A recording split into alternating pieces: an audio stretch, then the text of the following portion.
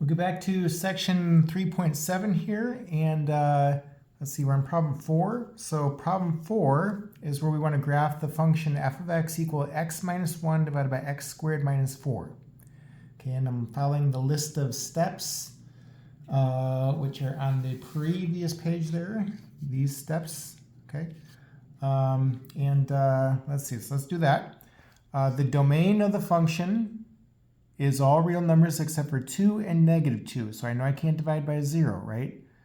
2 and negative 2 would create 0 down under, so I don't want to have x be either of those two numbers.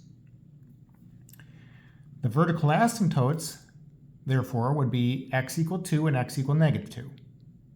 Okay? The horizontal asymptote, so if I compare the degree at the top to the degree at the bottom, the degree up top is 1 and the degree at the bottom is 2. 1 is less than 2. So y equals 0 would be a horizontal asymptote. Okay, and then in step 4, I want to determine if I'm going to cross the horizontal asymptote. So to check if that happens, I set the function equal to the asymptote and I solve for x. X minus 1 divided by x squared minus 4 equals 0. If I multiply both sides of the equation by x squared minus 4, then x minus 1 equals 0, or x equals 1. Okay, so in this problem, you will cross the asymptote. That'll happen one time. Okay, so x is 1 when y is 0. Okay, so even though I'm going to be graphing a horizontal asymptote at y equals 0, like I still want to make sure that the point 1, 0 is there. Okay, the next thing would be to find the intercepts. So to get the x-intercepts, I need to let y be 0, or let the function be 0. And I have the equation x minus 1 divided by x squared minus 4 equals 0. I have already solved that equation, and I get x equals 1. Okay, so this point, 1, 0, that's going to be an x-intercept also. Okay, to get the y-intercepts, I need to let x be 0 and solve for y. So if x is 0, I have negative 1 over negative 4, or that's 1/4. All right, so the two intercepts on this graph would be 1, 0, and 0, 1/4. So I'm just going to go through the information again and get it on the picture. So we're graphing f of x. The domain is all real numbers except for 2 and negative 2. Because we're throwing away 2 and negative 2, I know I'm going to have two vertical asymptotes at x equals 2 and x equals negative 2. So go ahead and make two dotted lines right there. Y equals 0 is a horizontal asymptote, so make a dotted line around the x-axis. We will cross the asymptote. That happens one time. So even though I got this boundary here, I still want to make sure that the point 1, 0 is on the graph. That's an intercept. Also, the point 0, 1/4 is the y-intercept. Okay. So after doing all that, I only know 2 points on the graph. Again, that's so typical of these problems. Where you'll need a table of numbers just to gather up some additional points just to know what the rest of the picture looks like. Okay, so I'm going to go ahead and get this middle section taken care of first. I have this point and this point known. What if I let x be negative 1? Negative 1 minus 1 is negative 2, divided by 1 minus 4 is negative 3. So I get 2/3, or the point negative 1 2/3, that would be on the graph. Okay, so go ahead and plot that point. That's negative 1 2/3. Now, I've already mentioned this, in the last video, but you shouldn't need lots and lots of points here. Okay, so because the graph has to flow with the asymptotes.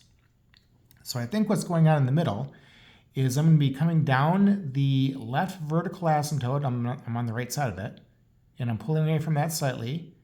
And I'll go through these 3 points, and then I'm going to head downward, getting closer and closer to this right vertical asymptote. I'll be approaching it from the left side, though. Okay, now if I'm unsure about any of this, I can plot more points, or I can use the graphing calculator to get a graph of the picture.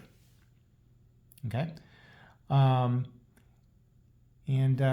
see, and I got 3 sections to fill in. There's a left section, a middle section, and a right section. We got the middle section done. Okay? How about let's get the left section done next. So I'm going to select x to be -3. I need some number that's less than -2. If x is -3, -3 minus 1 is -4, -3 squared is 9, minus 4 is 5. So I get -4/5 as the return value, and the point -3, -4/5, that point would be on the graph. Okay? And that single point there tells me the rest of the story. If I'm on the left side of the graph, I'm also below the horizontal asymptote. Okay? So what I believe is going on there is I'm going to be coming along. I'll be below the horizontal asymptote and pulling away from that slightly. I'll go through that point that I plotted, and then I'll approach the vertical asymptote, getting closer and closer to that. But again, with the idea that I'm never going to get there. Okay? And then let's get the right section filled in next. So I need a number that's bigger than 2. If I let x be 3, 3 minus 1 is 2, divided by 9 minus 4 is 5. Okay, so 2/5 would be the output value, or the point 3 2/5 would be on the graph. So there's that point. And again, that single point tells me the rest of the story here, that if I'm bigger than 2, I'm also going to be above the x-axis. Okay, so what's going on here is that we're going to be coming down the vertical asymptote. We'll be on the right side of that and pulling away from that slightly. We'll pass through that point, and we're going to be approaching the horizontal asymptote from above it, getting closer and closer to that. Again, with the idea that we're never going to get there, though. Okay, so what we have here would be a quick rough sketch of the graph of f of x. Okay. Let's try problem 5 next. So in problem 5, we want to graph the function f of x equal x squared minus 1 divided by x squared plus x minus 6. To get the domain of f, I need to set the denominator equal to 0 and solve. So if I let x squared plus x minus 6 equals 0, that should factor as x plus 3 times x minus 2. So then x plus 3 equals 0 means that x is -3. X minus 2 equals 0 means that x is 2. Now that's the numbers that I don't want, because I can't divide by 0. So go ahead and throw those two numbers away. That'd be the domain. And the vertical asymptotes would be x equals -3 and x equals 2. Okay? So we're on step 3 here. Now, which is getting the horizontal asymptote. I know I'm going to have a horizontal asymptote because the degree at the top is 2. The degree at the bottom is also 2. And to get the equation of the horizontal asymptote, I'll need to divide. I'll get a number. It's not going to be 0. It's going to be some other number. Okay? But let's go ahead and set the denominator to be outside the division bar and the numerator to go underneath the division bar. Okay, and then I'm all set up here to divide. 1 is going to go up top. So if I take 1 times x squared plus x minus 6, I get x squared plus x minus 6. Or the leading term matches. And if I subtract those, x squared minus x squared is 0. 0 minus x is -x. -1 plus 6 is 5. Okay? The complete leftover information is always going to be a fraction that I'm going to be adding to the quotient, so write plus, and then the complete leftover information will be -x plus 5 divided by x squared plus x minus 6.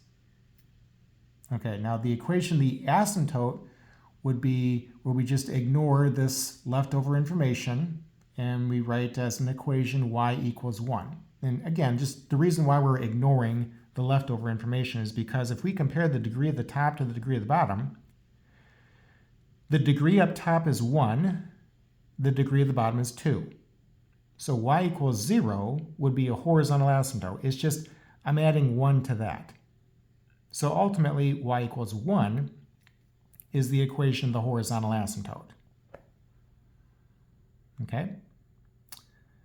Now, I want to know, do I cross the horizontal asymptote in step 4? So to figure that out, I set the function equal to the asymptote and solve this for x. Okay? Let's multiply both sides by the denominator of the left. So I got x squared minus 1 equals 1 times x squared plus x minus 6 is x squared plus x minus 6. If I then subtract x squared from both sides, those terms are gone.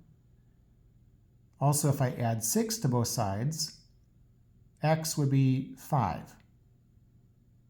Okay, so here's going to be another time, another situation where we will cross the asymptote. So even though I'm going to have a horizontal asymptote at y equals 1, I'm still going to want to make sure that the point 5, 1 is on the graph. Okay? The next thing would be to get the intercepts. So to get the x-intercepts, I'll need to let the function be 0 and solve for x. So I got this equation here. If I multiply both sides of it by the denominator, then I've got x squared minus 1 equals 0, or x squared equals 1. If x squared is 1, then x would be plus or minus, don't forget about that. X is plus or minus 1. Okay? And then to get the y-intercepts, I need to let x be 0. If x is 0, I get negative 1 divided by negative 6. That's 1/6. All right, so there's going to be 3 points that would be the 3 intercepts. They're going to be at 1, 0, negative 1, 0, and then 0, 1/6. Okay, so let me go ahead and put all this together here, and I'll graph this curve. The domain of f is all real numbers except for negative 3 and 2. Because we're throwing away negative 3 and 2, I know I'm going to have 2 vertical asymptotes at x equals negative 3 and x equals 2. Again, make sure you're using a dotted line for an asymptote. We found that there's a horizontal asymptote at y equals 1. We will cross the asymptote. That'll happen one time, so I want to make sure that the point 5, 1 is right there on the graph. I'll go ahead and plot that point. Also, I know 3 more points on this graph. So 1, 0, negative 1, 0, and 0, 1/6 are all on the graph. Okay, I'll need a table of numbers to get the rest of this information. So I've got a left section, a middle section, and a right section that need to be figured out. I guess I can already know what the middle section looks like from those 3 intercepts that are on this curve. So I believe what's going on there is we're going to be coming up the left vertical asymptote. We'll be on the right side of it. We'll go through those 3 points that we plotted, and we'll head back downward and approach the right vertical asymptote. We're going to be approaching it from the left side, getting closer and closer to that. Okay. Let's get the left section done next. So if I let x be some number less than negative 4, like if x is some number less than negative 3. So if x is negative 4, and we plug that in, negative 4 squared is 16, minus 1 is 15, divided by negative 4 squared is 16, minus 4 is 12, minus 6 is 6. Okay, so I get 15 divided by 6. 15 divided by 6 reduces to 5 over 2. Okay, so 5 has that same as 2.5. In other words, the point negative 4, 2.5, that point is going to be on the graph. Okay, and again, that single point there tells me the rest of the story.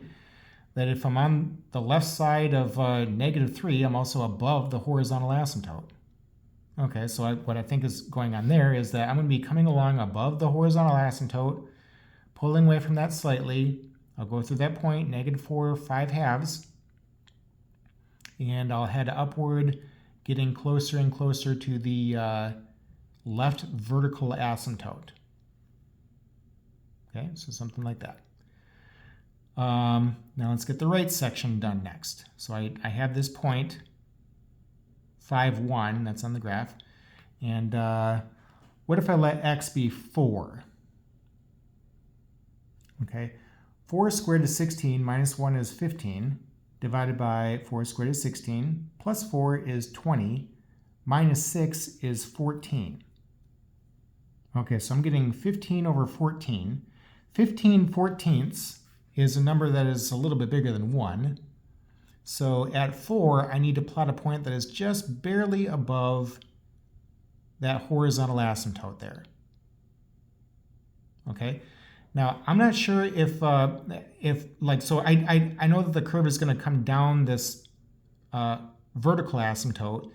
I'm not sure if it's going to pass through these 2 points and like pull away type thing, or if it's going to cross through the horizontal asymptote. You know, I don't know that yet. So why don't we go ahead and just plot one more point here. If we let x be 6, 6 squared is 36, minus 1 is 35, divided by 6 squared is 36, plus 6 minus 6 is 36. So I get 35 36. The point 6, 35 36, that point would be on the graph. Okay, and that point is going to be just barely below the horizontal asymptote. So we will cross the asymptote. Okay, and to get the rest of the picture here, we're going to be coming down the vertical asymptote. We'll be pulling away from that slightly. We'll go through these 3 points. And then now from this point, how do I know what's going on afterwards? Like, would I draw like something like this? You know, we're heading downward into quadrant 4. No, that's not going to happen, because if that did happen, I'm going to have an x-intercept. And I've already found both the x-intercepts already. They're at 1, 0, and -1, 0. I don't have any others. So I know that that does not happen. We're going to come down, we'll be below this horizontal asymptote, and then we're going to be getting closer and closer to the horizontal asymptote from underneath it, though. Okay, so something like this would be a quick, rough sketch of the graph of this function. And yeah. So in the next video, we'll start in on problem 6, and I'll go ahead and stop the video right here.